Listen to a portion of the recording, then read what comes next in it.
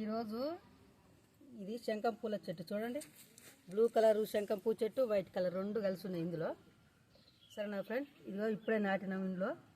ఇది మాత్రం గేటు తగిలియాలని ఇట్లనే ఉంచినాం అనమాట, కట్ చేయకుండా. మీరు అనుకోవచ్చు ఏందబ్బా వీళ్ళు బాటిల్ ఇట్నే పెట్టి చెట్లు పెట్టిరని, కానీ ఇది గేటుకి తగిలిస్తే ఇది మొత్తం గేటు మొత్తం అల్లుకుంటుంది అనమాట. సరేనా, ఇగో పెట్టినాం కదా, ఇప్పుడు కొంచెం ఎరువు వేసుకోవాలి. ఇగో ఎరువు, ఎడ్లు బర్రెలది అట్లుంటుంది కదా ఎరువు, అవి అనమాట. మరీ ఎక్కువ కూడా కాదు, ఎక్కువ వేసినా కానీ వేడికి చెట్లు చచ్చిపోతాయి.